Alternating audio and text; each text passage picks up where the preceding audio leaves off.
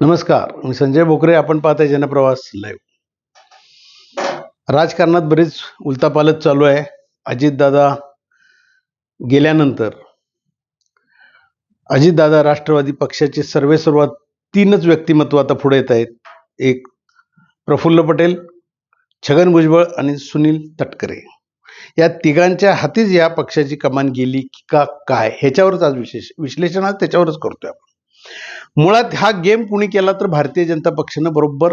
आता राजकारणामध्ये कसं आहे, राजकारण आणि सत्ता याच्यामध्ये भावना असेल किंवा सत्य याला काही महत्व नसतं, हे आता सगळी जनता बघते. अजितदादा गेल्यानंतर तर ते दिसतंय आणि आज यापूर्वी तसं झालंय. कारण राजकारणात सत्तेला महत्व आहे आणि आज नेतृत्वहीन अजितदादा राष्ट्रवादी पक्ष असता आणि तो विलीन झाला असता तर शरद पवार हेच त्याचे सर्वेसर्वा बनले असते. आणि ही भीती कुणाला? भारतीय जनता पक्षाला. तिथं मोठे कूटनीतिकार आहेत, देवाभाऊ देवेंद्र फडणवीस, केंद्रात अमित शहा. हे सहजासहजी हे आमदार अजितदादांची कुठं जाऊन देणार नाही. आणि शरद पवारांच्याकडे म्हटलं तर ते खासदार आणि ते आहेत, पण त्यांनी अजून विलिनीकरण झालं तरी आपण भारतीय जनता पक्षाला पाठिंबा देणार की काय करणार ते अंतर्गत त्यांच्या गोष्टी आहेत. आणि जयंत पाटील शरद पवार पक्षाचे तेही काही स्पष्ट बोलत नाहीत. आमची बैठक झाली एवढंच आहे त्यांचं. आणि सुनील तटकरेंनी सरळपणाने सांगितले की ते स्थानिक स्वराज्य संस्थेच्या बाबतीतल्या चर्चा होत्या, विलिनीकरण चर्चा नव्हत्या असं कदाचित त्यांना म्हणायचं असेल. किंवा आत्ता ह्यांना म्हणतायत तर ते ठीक आहे, आपण ते गृहीत धरून चालू. पण आत्ता कोण यशस्वी झालं तर भारतीय जनता पक्ष यशस्वी झालेला आहे राजकारणामध्ये. कारण नेतृत्व आलं परत, आणि ते सुद्धा पवारांच्या घरातच. अजितदादांच्या पत्नी सुनेत्रा पवार. हळूहळू त्या अनुभवातनं कळत जाईल त्यांना सुद्धा. एकदाच खुर्ची मिळाली, सत्ता मिळाली की अनुभवी होतात. पण आत्ता राज्य कोण करणार हे त्रिकूट. आत्ता मी सांगितलेले प्रफुल्ल पटेल, छगन भुजबळ आणि सुनील तटकरे.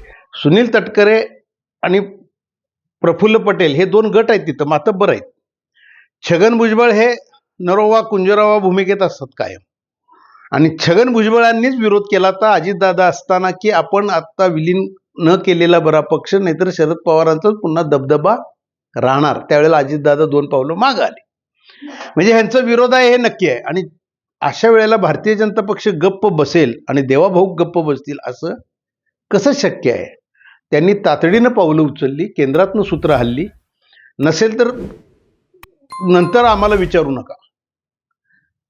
पळापळी चालू झाली. काहीही करा पण सुनेत्रा पवार आता त्यांना नेतृत्व देऊन टाका. डेप्युटी सीएम झाल्या, आता ती ताकद झाली. आता पुढं विलिनीकरण वगैरे ह्या चर्चा होत राहू द्या. भारतीय जनता पक्षाचं हे धोरण.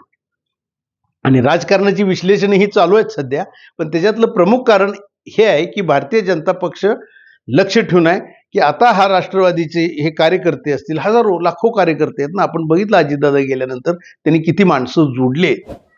तर अशा वेळेला हे आपल्या ताब्यात आली पाहिजे सगळं, हे नक्की डोक्यात आहे.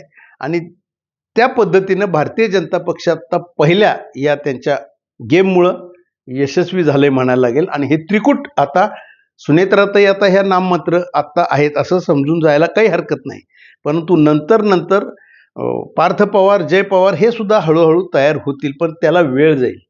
अशा वेळेला आता एक नक्की झालं की शरद पवारांना परत थोडं बाजूला, शरद पवारांचं याच्यावर लक्ष असणार आहे.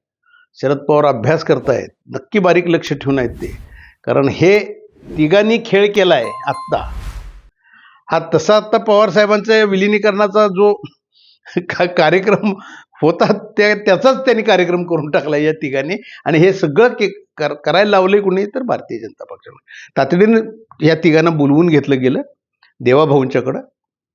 आणि आता भारतीय जनता पक्ष काय म्हणणार, निर्णय राष्ट्रवादी पक्षाचे आणि त्यांचं काही चुकीचं नाही. पक्षाचे निर्णय आहेत, पण जे काही इंजेक्शन द्यायचं ते आतमध्ये बसून इंजेक्शन भारतीय जनता पक्ष बरोबर त्यांनी दिलं आणि ते लागू पडलेलं आहे. या त्रिकुटाच्या हातात, हे त्रिकोट या तिघांच्या हातातच आता राष्ट्रवादी अजितदादांचा पक्ष आहे. आणि सुनेत्राताई ह्यांना पुढं केलेलं आहे. त्यांना आता राष्ट्रीय अध्यक्ष सुद्धा करतील. आता शपथविधी सुद्धा त्यांचा होतोयच. तर इथनं पुढचं राजकारण फार बघण्यासारखं असेल. अजितदादा राष्ट्रवादी पक्षाची भूमिका, पवार कुटुंबात काय काय होणार हे नक्कीच जसं डेव्हलपमेंट होत जातील राजकारणातल्या, त्याच्यावर आपण विश्लेषण करत राहू. आज इथंच थांबू, उद्या पुढच्या भागात.